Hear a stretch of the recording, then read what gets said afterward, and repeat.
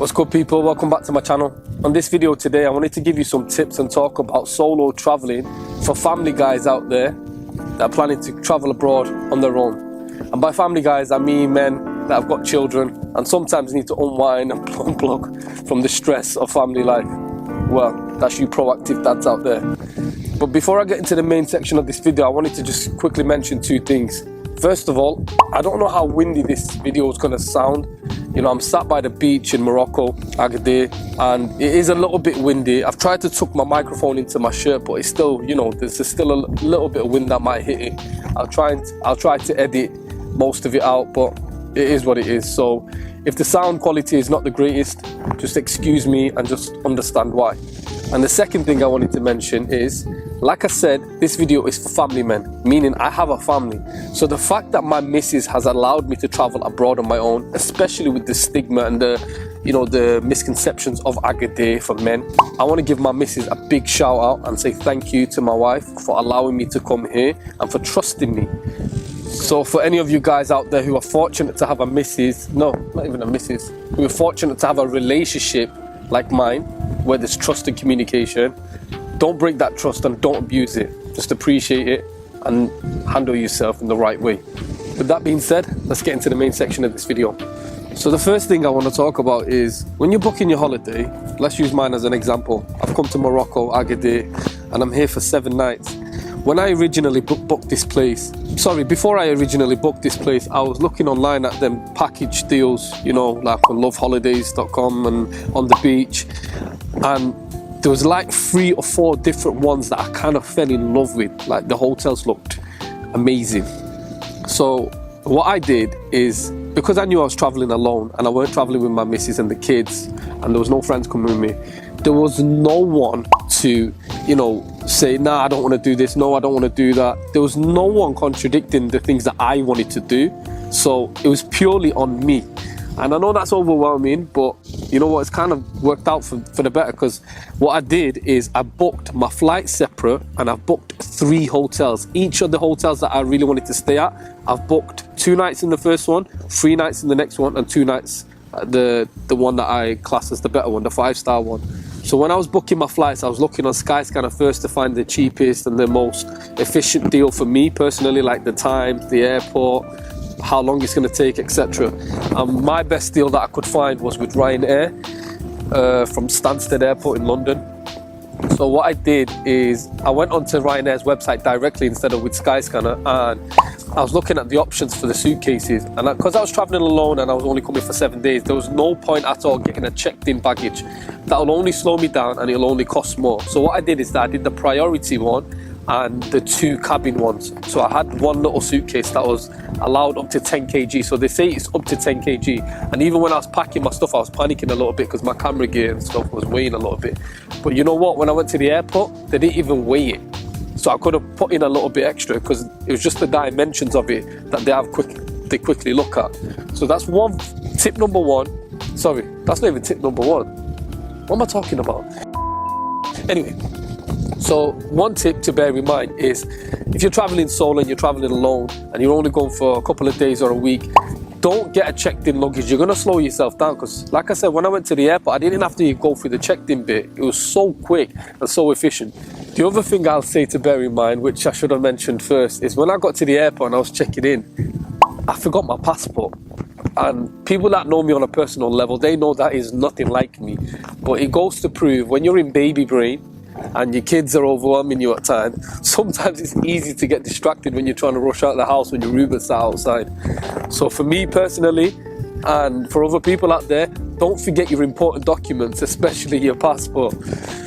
Another thing to bear in mind is, when I was looking online before I came here, apparently in Morocco, they don't accept your digital boarding pass when you're flying back to the UK or whatever country you're flying back to.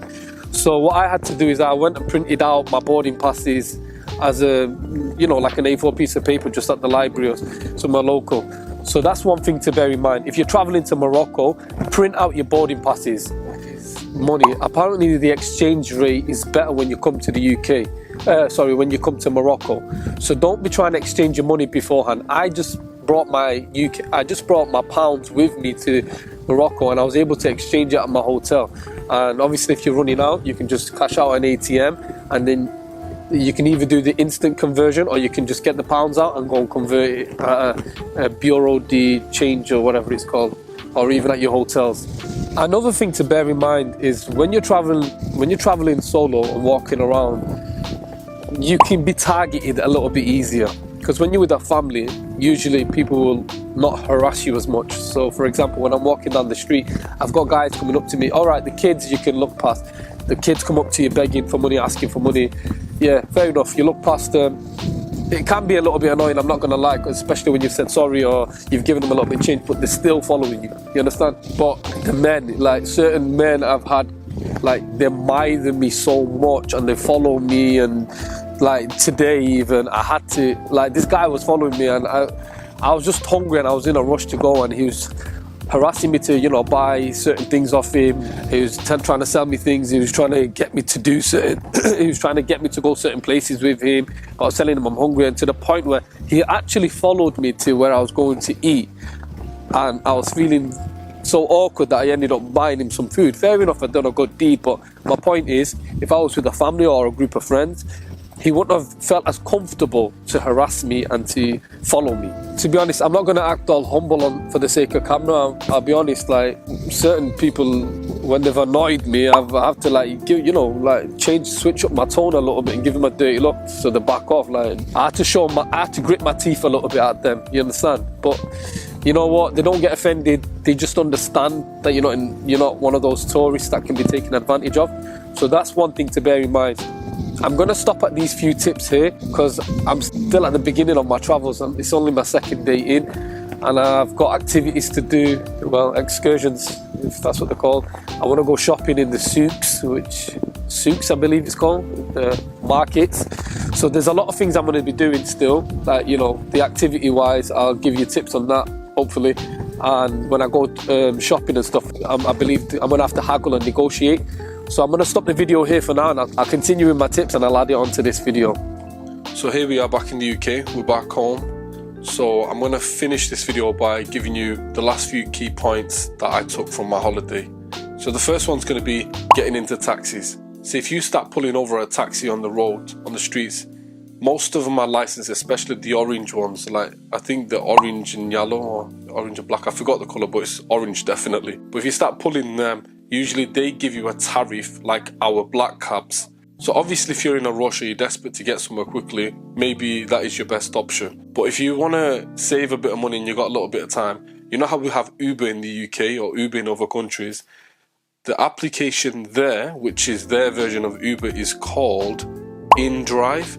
This application. So as you go on it, you can see it's similar to our Uber. You can request a normal car, you can request a motorbike to pick you up, or like one of their taxis, or you can make other requests like city to city or delivery service. But obviously for the purpose of this video, we're just talking about catching a cab. So you can compare prices, because obviously if you go for a normal car or a bike or a taxi, the prices vary. But also you can put what you're willing to offer. So I was able to save a bit of money using this application instead of, you know, just catching the cabs. Obviously at times I had to use a cab, but it's a good thing to have is this application called InDrive. So that's the first one I'm going to give you guys. The next tip I'm going to give is the food delivery service. You know, obviously here in the UK or other countries similar to the UK, we use applications like Uber Eats or Just Eats or Deliveroo. So the app that I found in Morocco was an app called Glovo. Let me see, it's this application. So I managed to find this by, you know, when I was going eating out and I was looking at the advertisements and stuff, I kept seeing this logo advertised everywhere. And you know, the delivery riders, so like our Uber Eats riders, when some of their uniforms and on the food bags, it didn't have Uber Eats and stuff like ours. It had this symbol, this logo, Glovo. So I downloaded the app and I was able to get I was eating some nice food at decent prices just from using the application. So that's another tip I'm going to give you guys. moving on to my next tip, let's talk about the souks. When I went to the marketplace and I was looking at products that I was interested in or wanted to buy, some of these stalls, especially the clothes ones or the, you know, like sunglasses and watches, their prices they will put high just because they see me as a tourist. You know, other stores I was going to, like the little sweets or little perfume stores, they was fixed prices and they weren't ripping me off. And just from hearing the prices, I can tell it was not like, oh yeah, they're trying to make a raise on me. But when you go to the clothes one, sunglasses one, aware that just because you're a tourist, they put their prices higher. So what you're best off doing is, if they said 300 for an item, for example, you come down at least halfway, like say 150, because you're going to be haggling and you're going to have to negotiate on a price. But don't be so easily led into thinking, oh, they're saying 300 and they're saying it's a discount. It's not a discount. Like, don't be shy and just go down 50, like say 250. No, go down a lot, because you're going to end up meeting somewhere halfway. So bear that in mind when it comes to shopping. You're going to have to haggle a little bit. So there you have it, guys. They're the main tips that I can think of right now from the top of my head anyway, when it comes to traveling alone to Morocco. I really enjoyed myself, I'll be honest. It was a good time, and maybe in the future I'll travel again sometime on my own again. We'll see. But by then my kids are probably going to be big, so they're going to be coming with me. Anyways, I hope you guys have found this video helpful and beneficial. And if you have any questions, leave it in the comments down below. But if not, you know what to do. Leave a thumbs up, subscribe to my channel if you haven't already. And until next time, peace out.